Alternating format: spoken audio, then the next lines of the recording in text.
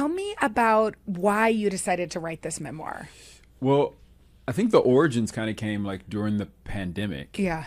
And I think it was just this kind of like want or need to get back to like creativity and play and fun. And I started thinking about my parents live in LA, and I was at my mom's at their house, and my mom is like the keeper of records in our family. She has all these pictures. And so I was going through these pictures, and it just brought back all these memories of my childhood. And then my mom would tell me a story, and then my dad would chime in. And so I really just started thinking about how as we get older, we kind of lose this sense of play and creativity and imagination. But like it starts so innocent and is so healing and so freeing and protective and so many things when you're young, And mine just happened to be through my childhood imaginary friend named Mikey, who was like my big brother, who protected me and taught me everything and got me into a lot of trouble. I mean, Mikey kind of breaks my heart. And the title of your book is Did Everyone Have an Imaginary Friend or Just Me? Were you able to answer that thesis as you've been, did everybody have one? Yeah, everyone, it's interesting. So there's a couple things. One, I did a bunch of research, and you find that about 60 to 65% of children have some version of an imaginary friend. Yes. And that can include like your stuffed animal talking stuffy. To you, right? Yes. Like, which is happening in my house right now. But you do find that like most people have some experience where like their brother or their sister, their sibling had one, or now their child has one. And so it's interesting that even if you haven't directly had one, you've probably been around someone who has. So you've met one. Oh, you've met that imaginary friend. One. They've met you, I guess. Yeah. I mean, this is a very funny book, and it also is kind of heartbreaking, and vulnerable, because you grew up in your family was in the military. Your dad was in the military. You moved a lot. And I just was with somebody, a writer actually, whose father was high up in the military, and she knew she was going to move every 2 years. So she felt like every hello was a goodbye. Oh, for sure. So hard. It's also, it took me a while to figure it out when I was older. But I was just so used to things ending after 2 years. Yeah. And it's because we moved every 2 years. And I didn't realize that. But like, you kind of, you don't go all the way because you realize, well, what's the point? 2 years from now, I'm going to be out of here. Or you go all the way. Yeah. And then back then, there's no social media. So you leave and there's no way to, you could pen pal, I guess. But like there's no way to really stay in contact with people. And so it was a really hard thing. And to be an only child, to do it alone, I think too, was really, really tough. So it felt like Mikey kind of was like your constant. Yeah. You would move, there'd be different schools, different kids, different homes, yet he remained. He was always there, which is fun. I think I talk about in the book, I tell this story about when he first kind of came into my life, and we were in Tampa, Florida, and there was a big storm. And I don't know, have I told you this story? How my dad bought a TV out of a trunk. This was like back in the day. He buys a TV from a guy in a parking lot. At like a Piggly Wiggly or something like that. And the guy opens the box up, and it's like an old school TV. So like, he sees the screen, he sees the knobs, whatever. He takes it home, he opens the box, and it's full of bricks. Oh. And it's just the screen in there. And my dad is convinced that he's going to go out and find this guy. Yeah. Right? And get his money back. And my mom was like, you're absolutely crazy. You're not going to find the guy. And there's a storm. Yes. And in the middle of this storm, I just remember like my room flooding in my imagination and all these alligators swimming around my bed. And I was terrified to get out of my bed. And Mikey, my imaginary friend, pops over my shoulder and says, I ain't going to be no alligators dinner. And like from then on, no questions, best friends. Wait, is that how that's the first line that he introduced himself to you? Ever. That was it. I ain't going to be no alligator's dinner. And that was it. And we were best friends. From that moment on, we were best friends. And I never questioned where he came from. I just had a companion. I had someone to like bounce ideas off of and kind of be afraid with or be proud with or, experience things with. And we went through a lot of random things together. How long did Mikey stay with you? I was probably like 10, 11, I would bet. And was it some dramatic departure, or he just... No, it's really interesting. It was kind of just like a fade away. Yeah. It was, and I think on it now, and like in a lot of ways, it probably mimicked what a lot of my friendships were at the time, which was school year ends. Mm-hmm.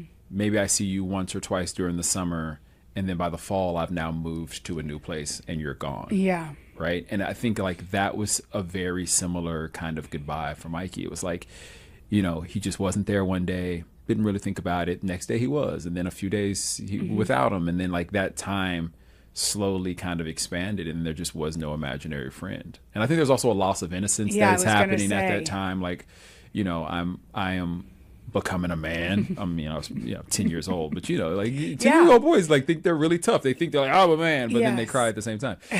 You know, they still are experiencing their emotions, but I think there was also that happening at the same time, where it was me coming into my own as, you know, this kid who was prepping to be a teenager. I know it always kind of breaks my heart when and with my own kids, and I'm sure you feel this, and my students too, when you watch them going from like little and playing with dolls, or, you know, creating these imaginary worlds to where they're too cool for it. Yeah.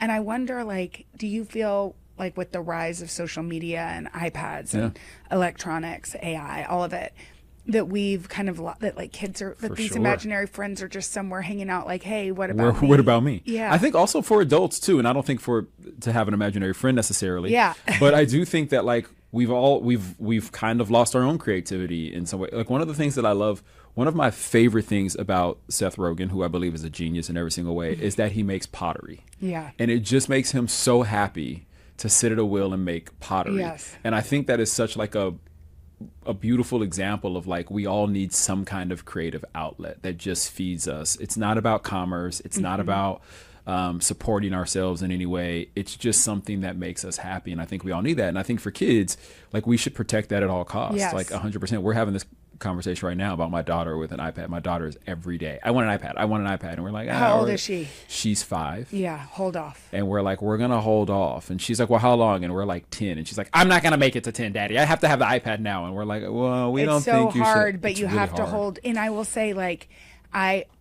we'll let our kids use ours when we travel. My daughter's now 12, almost 13, so she's received an iPad. But we have really strict rules. And I remember, like, when she was maybe in 4th grade, she didn't have an iCloud. She gave my telephone number to people to text, which she could do on the weekends. So I'd be getting all these 4th grade chats. And I'm like, they're like, you know, the kids like, hey, yo, what up? Like, nothing. They don't say anything. They don't have anything to talk about. They don't talk about it.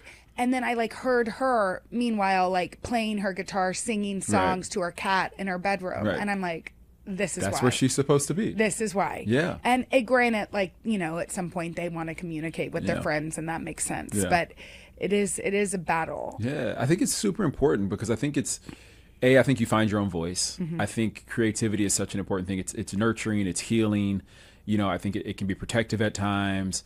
But I think it's also like, we may be taking away a creative gift that a child will have later in life. Totally, right? Because they're just numbing. Because they're numbing it, right? They're not using it, and they're not exploring it. And so, you know, I think of like all those very hot, long, boring summers I had. Yeah. And I'm really grateful for them. And what were you doing? Like, what was during that time? So my father was in the Air Force. Mm-hmm. Both my paternal and maternal grandfathers were in the Air Force, and my step grandfather was in the Air Force as well. So we are an Air Force family. Yes. And so I spent a lot of time on military bases. So my parents had me pretty young, and in the summers they would send me to go stay with my grandparents, who at the time lived in the same city. Yeah. And I would basically just ping pong back and forth from their houses like every week, every 2 weeks. And one grandpa would let me watch TV. Mm-hmm. And were you watching, like, you're younger than me, but like MacGyver and it was like MacGyver. There's a lot of daytime TV. Oh, totally. There's a lot of like, this is also like at that time when like you're just really starting to see syndication. So you're kind of seeing some of the old school shows, like Mr. Like Ed or MASH or like stuff like that, right? Yes. It's like on TV on loop all day long. Yes. So like watched a lot of that. And then when I would go to my other grandmother's house, nothing. Mm-hmm. There was no TV. It was go outside, go. And be back before the lights come on. Mm-hmm. Be back before it gets dark. Mm-hmm. Or you can go sit in your room and play. Or you can cut the grass. Or you can wash my car. Yeah. Or you can clean the house. Like it was just constantly either chores or go. And you know, I think about those times, and there's like, you know, going to the pool there's like going to library for stuff. I have an aunt who's a few years older than me actually, and so I would like beg to like hang out with her and go wherever she went. I tell a story in the book actually about going to see Boys in the Hood for the first time with her, which was insane. The weekend that it came out, I was 10 years old. The weekend that it came out, the summer that it came out. Willie Geist and I were just talking about Boys in the Hood, because there's a sad turn. Did you cry? How did that part? The movie didn't finish. Like there were rival gangs in the theater, and they started shooting. And so the movie didn't finish. The movie doesn't finish. We leave the theater because there are now cops outside. It's a huge thing. That weekend was crazy. Yeah. And when that turn happens is when it happened. And everyone in the theater was kind of like, there's a huge gasp, and then all of a sudden it's just like two rivals pointing the finger at each other, and then all of a sudden it just explodes to this completely chaotic moment as a 10-year-old. That's a lot to carry. It's a lot. And I feel like you got home and you're like, hey, Mikey, I got to unload some stuff on you, boy. Well, Mikey was with me. And it's funny because I talk about that story as intuition in a lot of ways. And like when your body tells you when something's right or when something's wrong. And I joke that like Mikey would say, if something didn't feel right to him, he would say, I got the bubble guts, which just meant like something in his stomach didn't feel right. And he says that before we go to the movie theater, before we go into the movie theater. And then this happens. And so it was just, to me, it was I didn't feel comfortable going into the movie theater. Something felt different. Mikey might be part of your subconscious. Yeah, which is what it really was, right? It was me talking to myself. And then something happened. And it was something that I will live with forever and remember forever and got a lesson out of. And then I had to watch the movie years later. Yeah, and cry. And cry. And cry again. And cry again. I think my mom's an only child, so I think being the child of an only child is really interesting because it gives you, I adore my mom, and I've also thought a lot about like what her childhood was like. And I have this philosophy, and I don't know that this is true, it's just my thought, that there's sort of two types of only children. My mom was one type where her first memory was looking into the plexiglass of a NICU where she saw a baby brother that she knew wasn't going to live. That was her very first memory. Wow. Her parents wanted other kids, and so she tried really hard for them, and would say things to us when we were bad. Right. I would never have talked to my parents that way. Yeah. And then And she was desperate for other kids, and so she tried to please, and not in an overt way, but tried to please because she knew she wasn't like the end all be all, that they wanted others. Right. And then I think sometimes there's only children where, the typical sort of only child thing where it's like they thought they were the king or the queen, which is like the stereotype. But I know the other type, which was my mom. Yeah. And she longed for a sibling. Like she said her wish upon a star every night, which makes me want to cry, was, God give me a sibling. And so she really, when she found out she was pregnant with twins, she was like, thank God. What was your... I think I'm more like your mom.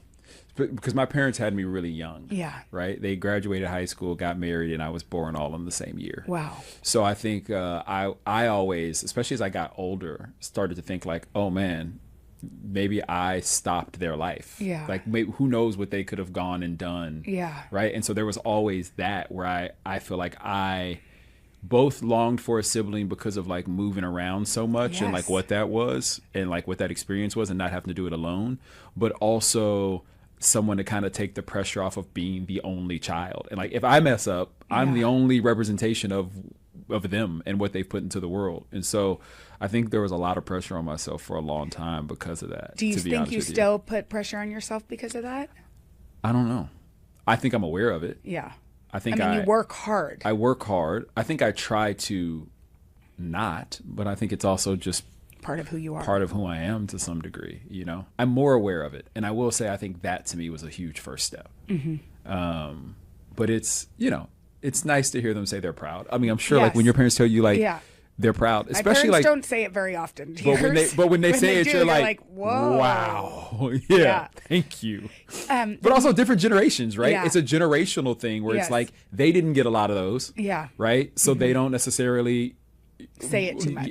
They're not right? gratuitous with the prouds. And so I think that it's also, which I'm sure you actually just talking about your mother, I'm sure you can understand this.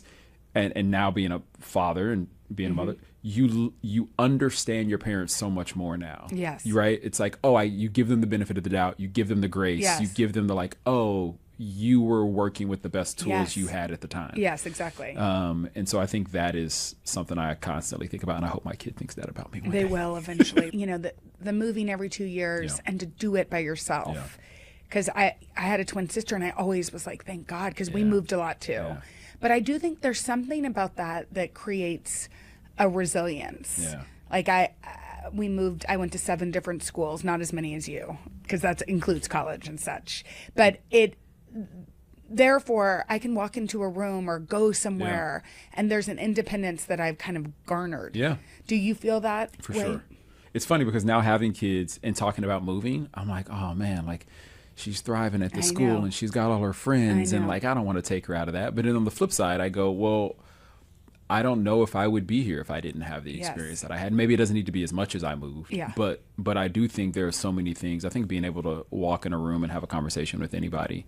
I think being able to walk in a room and not feel isolated and feel like you're by yourself and feel like, this is just a room of people for me to introduce myself to and meet and have a conversation with. I think humanity, is a big one because, I think about growing up in Texas and being born in South Carolina and being in Ohio and Florida and California and all the travel that we did. And like, you start to see a lot of similarities in the 5 kind of core basic things that all humans want. Yes. Right. And it's packaged in religion or in culture or traditions or geographic. But like, if you kind of strip all of that away, there's really 5 things that we all kind of want and need and thrive for or reach for rather. And so I think like for me anyway, when you have an understanding of that, I think it's easier to be able to like see where someone is coming from and just love them for the person that they are, meet them where they are as a human. Yes. And I think which that's we been need super so important. much more of, right? You write about a lot in this book. How did you decide what to include, and also what was your process in writing? I first just started writing because I didn't know how to write a book. I literally just started writing stories. Is writing in the pandemic, your I just started writing stories. You know how you said Seth Rogen, pottery is his thing? Yeah. Is writing your creative outlet? One, yes. Okay. I would say one. Are there other things? Yeah, if you could put me in a garage with some power tools and I'd be so happy. You're like a woodworker, or what does that look? What does that mean? I can put your floors in. Ooh, I can hang some drywall. I can you name it. Like I will put together kitchen cabinets. Like very happy. I've put a closet together for a friend of mine before. Wow. Like fully built a closet for a friend of mine. Like I fully am like a project person. Like you could have like a design redo show. I could. But you're also an actor. You have a lot on your plate. Are you producing that? What are we doing? Yeah, let's go. So that makes me super, super happy. But I do think, writing is another thing that makes me happy. And I found myself in the pandemic just writing all these stories. And I remember I sent it to my manager, and she was like, I'm going to send it to a book agent. She sent it to a book agent. He calls me the next day, and he goes, there's a lot of work to do here. You were like, I don't think it's a masterpiece. I just am writing stories. Yeah. But he was like, but this is something. He's like, it's really amazing. And he was like, what else do you want to tell? And I was like, well, this one thing happened. And so I just started kind of naming all these different experiences that I had. And then I just went away and started writing them. And I met with an editor, obviously. And then I went away and started writing them. And I found myself, I would write at the same time every morning. So I would write from 9 to like 11 every morning. I would lock myself in a room. And some days it was half a page. Some days it was 4 pages. I kept all my yearbooks next to me. So I could see a face, but I couldn't necessarily remember a name. I would call my grandmother, my mother, my father, my cousins about stories and be like, hey, tell me this thing from your point of view, like what happened. And so I would leave, I'd wake up in the middle of the night and like leave voice notes to myself and then go back and listen to them. I'd be like, what was that? What did he say? But then I would kind of bring all that together and then push a story out.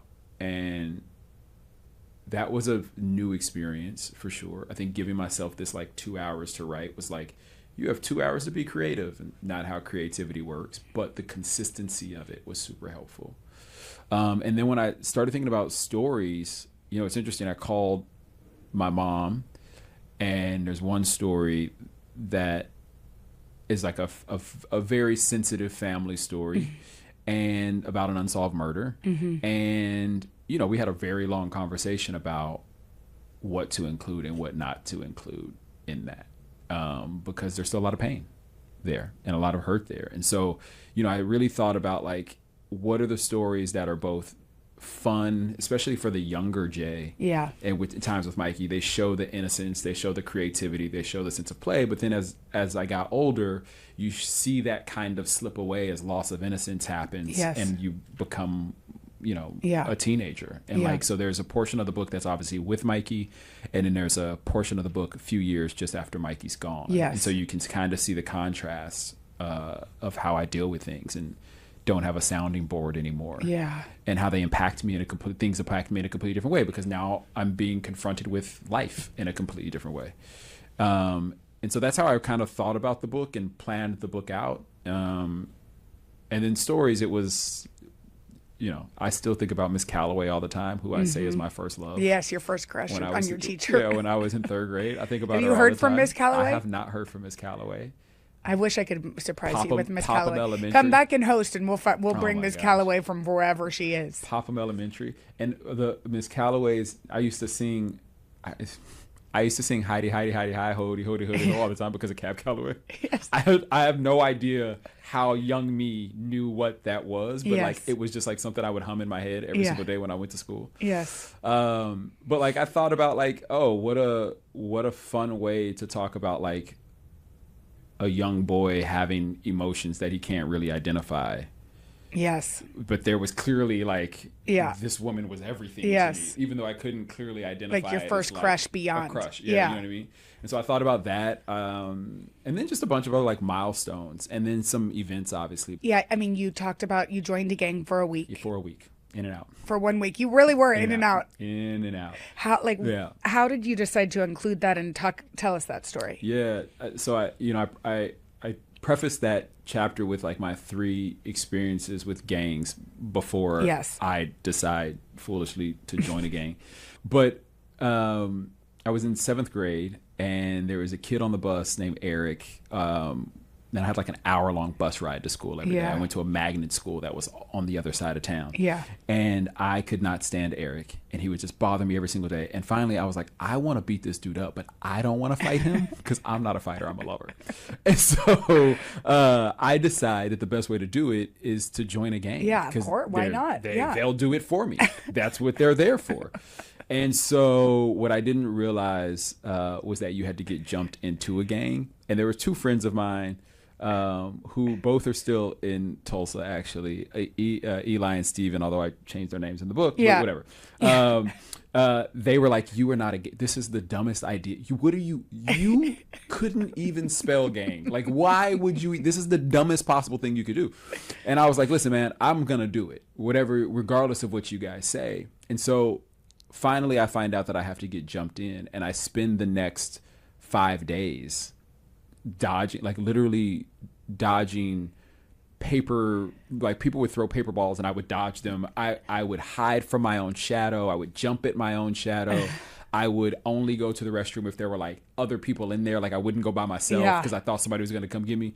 And finally, I do get jumped in, and it did hurt. It was not fun, but I made it. And it wasn't as bad as I thought it was going to be. Yeah. And I get on the bus, I get home, and that weekend a bunch of kids were getting together and hanging out at another guy's house whose parents were out of town, and they actually all played Russian roulette, and a kid lost his life. Ooh.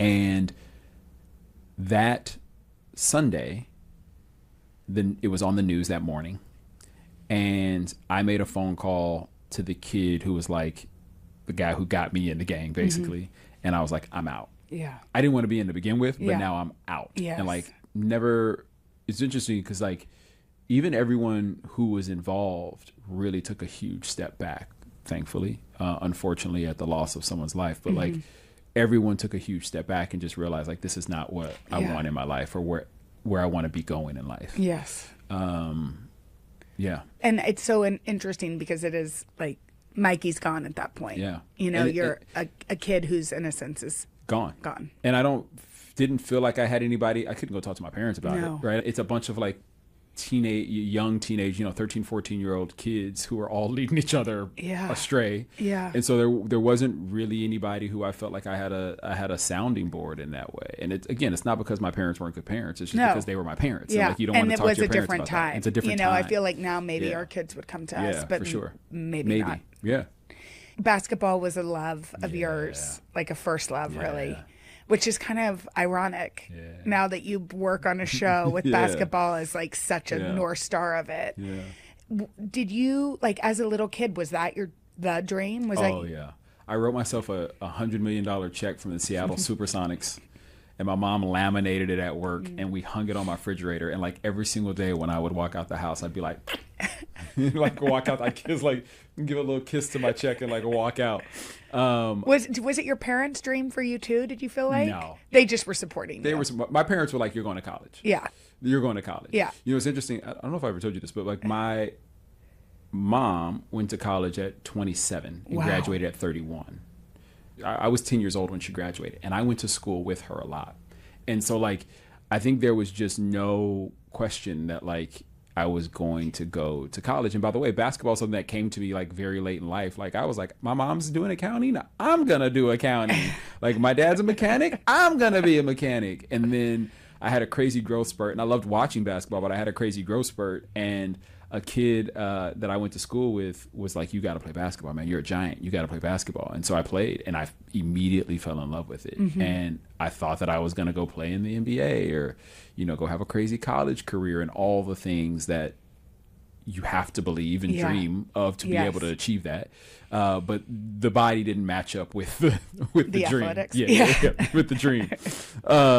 And so I did get a chance to go play in college, which was absolutely amazing. But I think at that point is when I was like, the thing I really love is acting. Yeah. And like I was jealous of the theater kids while I was in college. How did that come to you? How did acting, like, was there a moment where you were like, oh, wait, this is something I love? Yeah. Like you weren't an actor as a kid. No, I'd done a couple plays, but like that was it. Yeah. Like I hadn't done. Yeah. Like you weren't a child actor. I wasn't a child actor. And then also too, like, by this time we're in Tulsa, Oklahoma, and there's no real blueprint for an actor. Like what does that even mean? Yeah. Probably a little community theater, but you had to really look for it. But you had to really search for it. Yeah. And so I remember I played Will in Oklahoma, in a production of Oklahoma. Mm-hmm. And I remember like, oh, that was fun. But then basketball just kind of took me away. And I think also, if you remember the time, basketball is such a massive thing in the world because of Michael Jordan. Yes. Like the NBA went from like known to like can't get away from. Yes. Right? Like everybody was talking about basketball in the early 90s, like through the 90s, right? Late 80s through the early 90s because it becomes such a global thing. And so I think there was also like it just captured my attention in a way that took me away from it. And I remember getting to college and our theater sat next to our field house where our gymnasium was.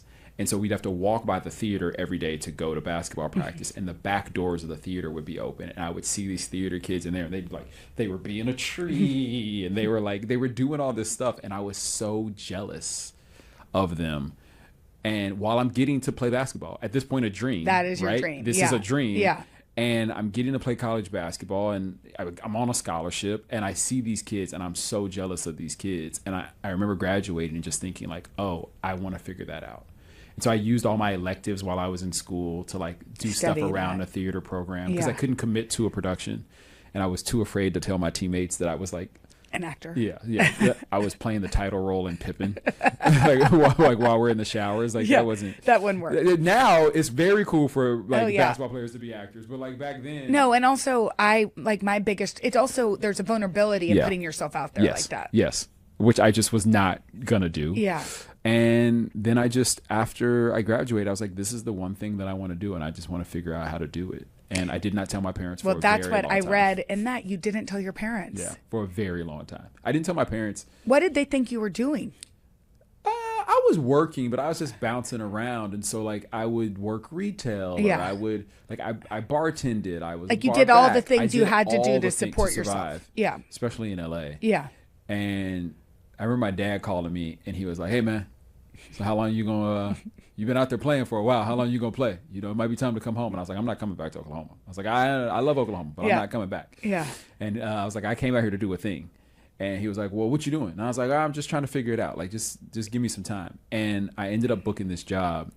And my cousin sees me on television in a commercial and calls my dad and my mom. And it's like, hey, Jay is on a commercial. And they're like, he ain't on a commercial. Yeah, he's on a commercial.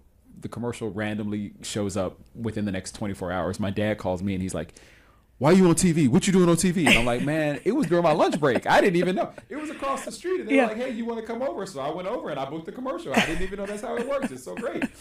And fast forward, I end up testing for a pilot, which is the process of that is basically 200 people audition. Yeah.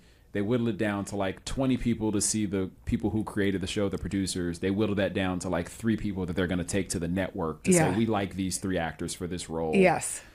They're going to test. We're going to give them all a contract, and one of the 3 of them will book this role. And the first time I tested for a pilot was the first time I called my parents and told them that I was an actor.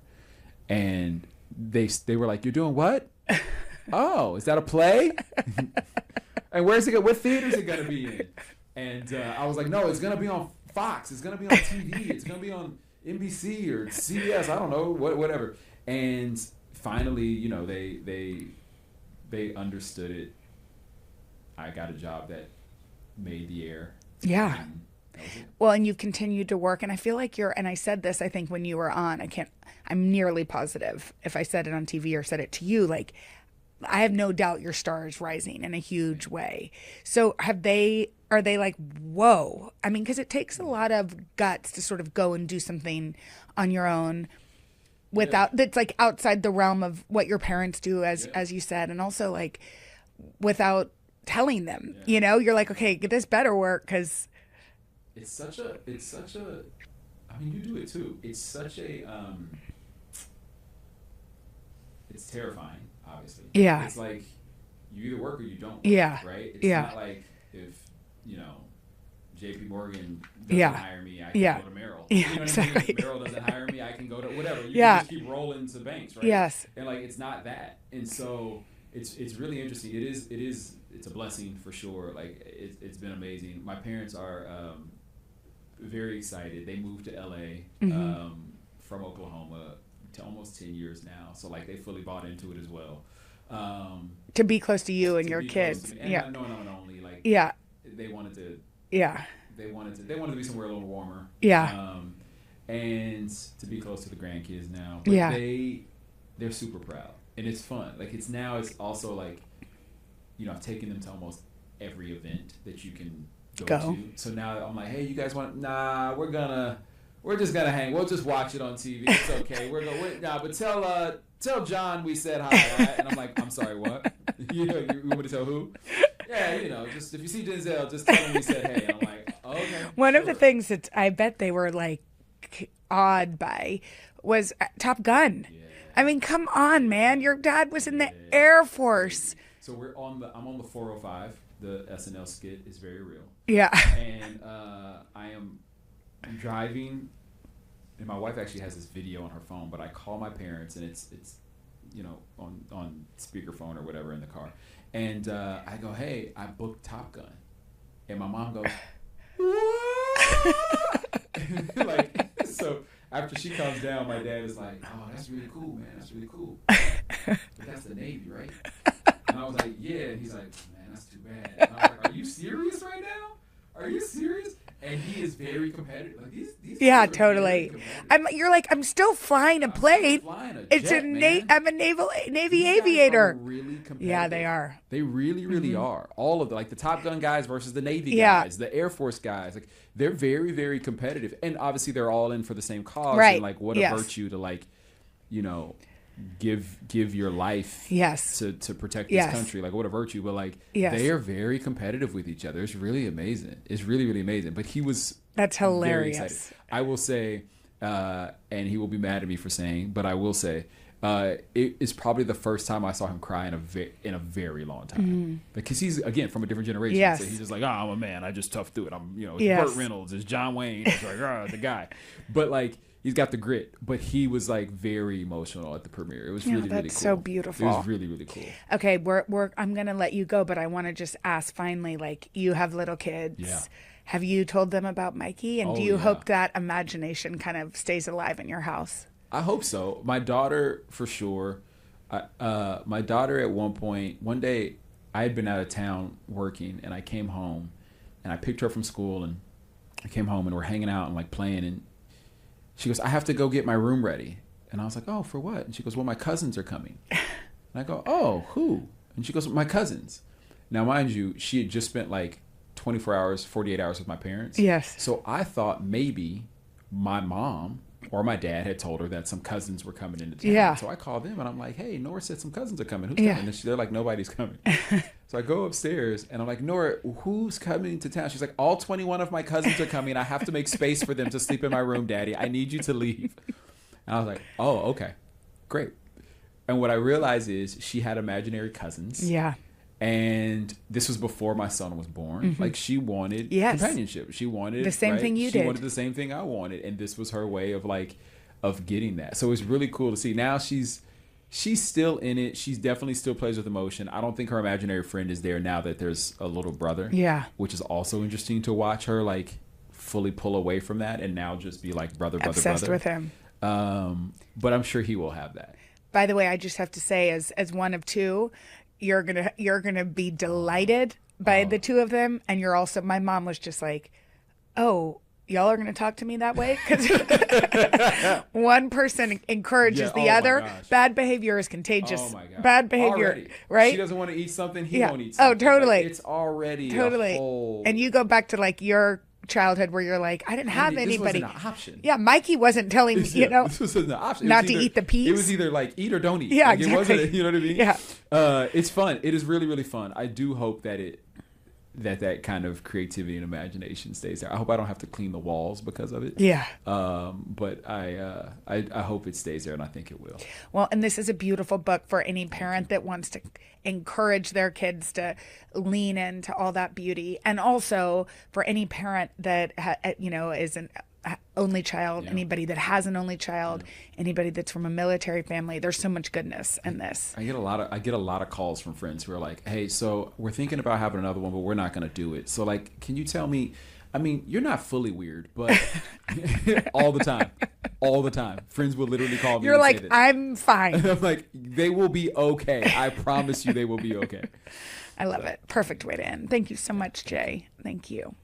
Hey, thanks for watching. And don't forget, you can catch the Today Show every morning on NBC or take Today when you're on the go. Just follow the Today podcast on Apple Podcasts, Spotify, or wherever you listen.